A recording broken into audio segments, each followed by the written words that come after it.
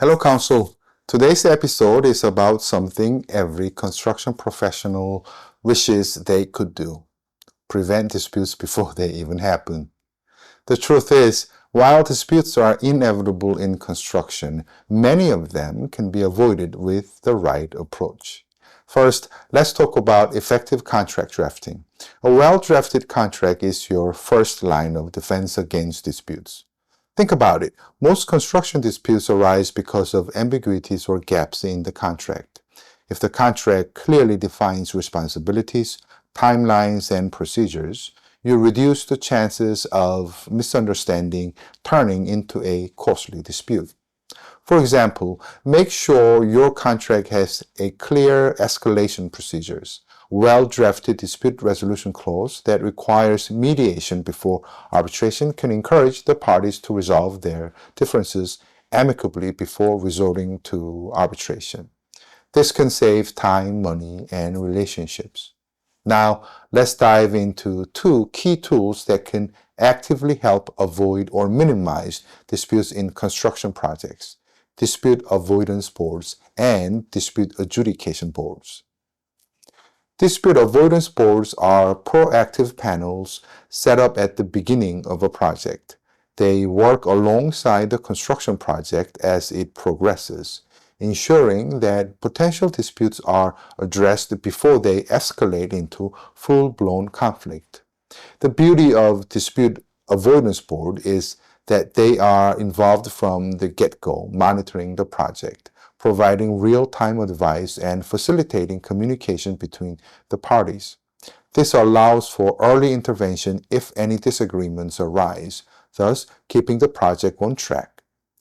These boards are typically composed of experts in the relevant fields, such as engineers or project managers, and they can offer informed opinions or recommendations to resolve issues before they escalate into formal disputes. Let me give you an example. If there is a delay in the delivery of materials, instead of allowing frustration to build and disputes to fester, the Dispute Avoidance Board can offer advice on how to mitigate the delay or suggest solutions both parties can agree to. This prevents the issue from escalating into contractual disputes that requires arbitration. Dispute adjudication boards are slightly different in nature. These boards also consist of experts, but their role is more formal, and they function similarly to an arbitrator or adjudicator. When a dispute does arise during the project, the parties refer it to the Dispute Adjudication Boards, which issues a binding decision. These decisions are often interim in nature, meaning they resolve the issue at hand and allow the project to continue, but the decision can be revisited later during arbitration or litigation if necessary. For large-scale, long-term projects like infrastructure or energy, where delays or technical issues are common, dispute adjudication boards can prevent minor issues from snowballing into massive, expensive delays. Essentially, these boards resolve disputes quickly, allowing the project to continue without long, drawn-out legal battles. What's the difference between these two? Dispute avoidance boards are more informal and advisory. Their purpose is to prevent disputes from happening by facilitating communication and offering guidance. Dispute adjudication boards, on the other hand, play a more formal role, issuing binding decisions that allow the project to keep moving forward even in the face of a dispute. In construction projects, both types of boards offer immense value by ensuring that disputes are managed efficiently and proactively. Instead of letting a dispute escalate to arbitration, where the stakes and costs are higher, these boards offer a more immediate solutions, minimizing delays and legal fees.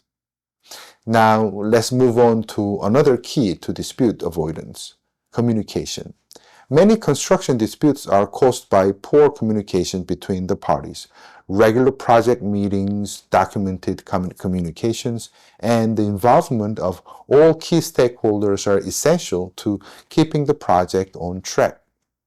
With consistent communication, issues can be identified early and resolved before they develop into major disputes. One of the most overlooked tools in dispute avoidance is risk management. Before the project even begins, identifying the potential risks, whether it's delays, cost overruns, or supply chain issues, and address them in the contract. Allocate risks appropriately. For example, if a contractor is responsible for certain delays, spell out the consequences clearly in the contract. If a force majeure event like a pandemic occurs, make sure you have clauses that define how it will be handled. Lastly, let's touch on early dispute resolution mechanisms, whether it's mediation, dispute adjudication board, or avoidance board, or simply keeping an open line of communication with all parties. Early resolution can stop a dispute from snowballing into something bigger. In summary, preventing dispute is about being proactive. From solid contract drafting to real-time dispute avoidance boards, proactive risk management, and early dispute resolution mechanisms, you can avoid many of the issues that cause costly arbitration proceedings. Well, that's it for today. Until next time, sharpen your ADR skills and elevate your practice.